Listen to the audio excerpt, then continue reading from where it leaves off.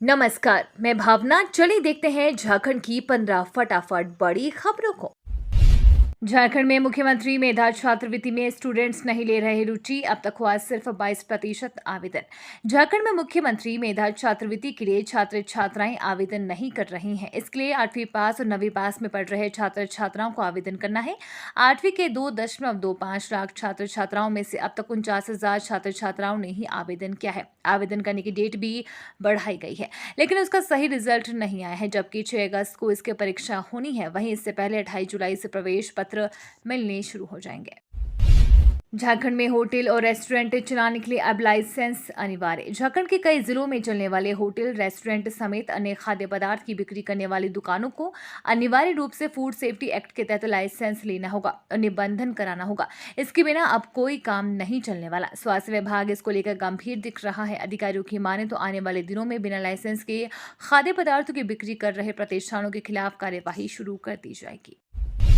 झारखंड में डीसीएसपी की transfer posting पर सरकार का होमवर्क पूरा नहीं हो रहा। झारखंड प्रशासनिक सेवा के लगभग 220 अधिकारियों को प्रोन्नति मिल जाने के बाद भी लगभग 1 साल से प्रोन्नत पद पर उनकी पोस्टिंग नहीं हुई है। ट्रांसफर पोस्टिंग को लेकर रोज कयास लगाए जा रहे हैं, लेकिन इस पर विराम नहीं लग रहा। आधिकारिक सूत्रों की माने तो सरकार का होमवर्क ही पूरा नहीं हो रहा, क्योंकि जोड़ घटाव और गुना भाग इतना कठिन है कि ये पूरा ही नहीं हो पा रहा।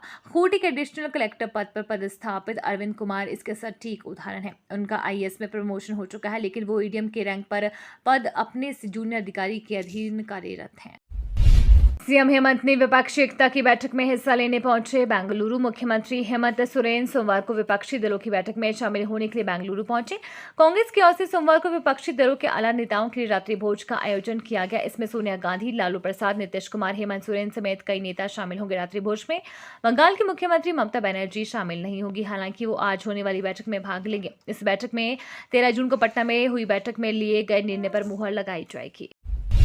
झारखंड के 1 लाख लोगों को मिलेगा पुनर्वास योजना का लाभ। राज्य सरकार ने केंद्र द्वारा प्रस्तावित संशोधित छरिया पुनर्वास योजना को सहमति दे दी है। संशोधित पुनर्वास योजना में कुछ महत्वपूर्ण बदलाव किए गए हैं।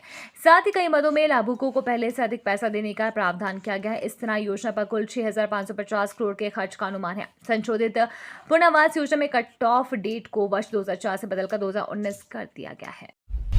72 फिल्म के संभावित विरोध को देखते हुए रांची हाई स्ट्रीट मॉल की सुरक्षा बढ़ी। 72 फिल्म के विरोध की सूचना पर मेन रोड स्थित हाई स्ट्रीट मॉल के बाहर सुरक्षा बढ़ा दी गई है। इस बारे में जानकारी देते हुए सिटी एसपी शुभांशु जैन ने कहा कि फिल्म के विरोध की सूचना पर वहां फोर्स की तैनाती की गई है। हालांकि फिल्म तो 7 जुलाई को ही रिलीज हो गई थी, इसीलिए विरोध करने का अब कोई मतलब नहीं बनता। अब तो रांची में भी कहीं भी फिल्म नहीं लगी हुई है। इस फिल्म में आतंकवाद, धर्म परिवर्तन और ब्रेन वॉश का मायूसों को गलत काम करने के लिए मजबूर करने की कहानी दिखाई गई है। संशोधित झरिया पुनर्वास योजना को राज्य सरकार की मंजूरी से लाखों लोगों को मिलेगा लाभ। झारखंड सरकार ने केंद्र सरकार द्वारा प्रस्तावित संशोधित झरिया पुनर्वास योजना को सहमति दे दी है। संशोधित पुनर्वास योजना में कुछ महत्वपूर्ण बदलाव किए गए हैं। साथ ही कई मदों में लाभुकों को पहले से अधिक पैसा देने का प्रावधान किया गया है। इस तरह योजना पर कुल 6,550 रुपए खर्च होने का अनुमान लगाया गया। राज्य सरकार ने संशोधित योजना को सहमति देते हुए इसे केंद्र सरकार को भेज दिया है। सीएम हेमंत सोरेन ने hero Asian hockey championship trophy का किया अनावरण। झारखंड के सीएम हेमंत सोरेन ने हीरो एशियन हॉकी चैंपियनशिप 2023 की प्रतिष्ठित ट्रॉफी का अनावरण किया। इस मौके पर मुख्यमंत्री हेमंत सोरेन ने पास द बॉल ट्रॉफी टूर अभियान को लॉन्च करते हुए भारतीय हॉकी टीम को शुभकामनाएं दी। सीएम ने कहा कि एशियन चैंपियनशिप की ट्रॉफी का देश भर में भ्रमण कराए जाने से खिलाड़ियों के साथ खेल प्रेमियों का उत्साह बढ़ेगा। झारखंड के स्पीकर ने कहा ऐतिहासिक होगा विधानसभा का मॉनसून सत्र। झारखंड विधानसभा के अध्यक्ष रविंद्र नाथ महतो ने कहा कि इस बार का मॉनसून सत्र ऐतिहासिक होगा। सोमवार को प्रेस को संबोधित करते हुए श्री महतो ने कहा कि विधानसभा के मॉनसून सत्र की तैयारी पूरी हो चुकी है। उन्होंने बताया कि मॉनसून सत्र की शुरुआत 28 जुलाई से हो रही है।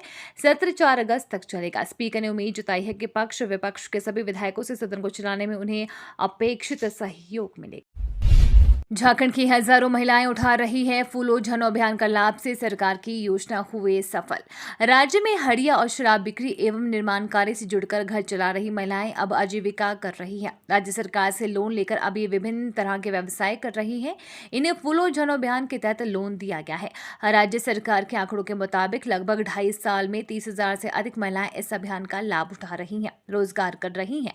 अब तक इन लोगों के बीच इस योजना के तहत 2,353 लाख रुपए का लोन बांटा जा चुका है।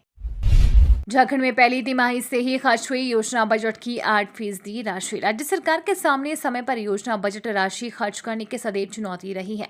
बजट राशि खर्च करने की गति वर्ष की शुरुआत में पहले धीमी रहती है, फिर ज्यों-ज्यों वित्तीय वर्ष समाप्ति की ओर बढ़ता है तो राशि खर्च करने की अफरा तफरी बनी रहती है।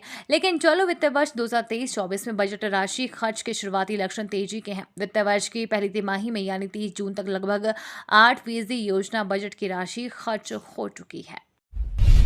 झारखंड के जमशेदपुर में बन रही महिलाओं के लिए मस्जिद पुरुष की एंट्री रहेगी प्रतिबंधित। झारखंड के जमशेदपुर से सटे कपाली ताजनगर में देश की पहली महिला मस्जिद सैयदा जहरा बीबी फातिमा इस साल के अंत तक बनकर तैयार हो जाएगी। इस मस्जिद में केवल महिलाएं ही नमाज अदा करने जा सकेंगे। पुरुषों का प्रवेश पूरी तरह वर्जित होगा। बता दें कि यहाँ इमाम से लेकर दरबान तक सभी महिलाएं ही होंगी। हालांकि इस्लामिक धर्मगुरुओं का कहना है कि महिलाएं इमारत नहीं कर सकती हैं, इसीलिए इसका विरोध भी शुरू हो चुका है।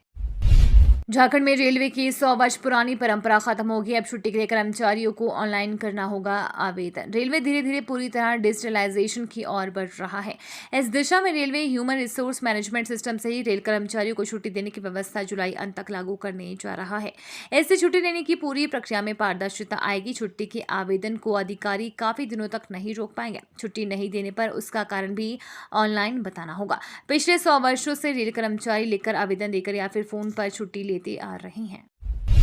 झारखंड हाई कोर्ट के चीफ जस्टिस बोले, कार्यस्थल पर भी बदले महिलाओं के प्रति व्यवहार। एक और हम मातृशक्ति से प्रार्थना करते हैं, वहीं दूसरी ओर से महिलाओं के खिलाफ हिंसा देखते हैं। महिलाओं के खिलाफ हिंसा व मानव तस्करी ने समाज में राक्षस का रूप प्राप्त कर लिया है। कार्यस्थल पर भी महिलाओं के प्रति व्यवहार में बदलाव लाने की जरूरत है, क्योंकि महिलाएं पुरुषों की तुलना में अधिक सक्षम है। वह मल्टीटास्किंग में भी पुरुषों से बेहतर हैं।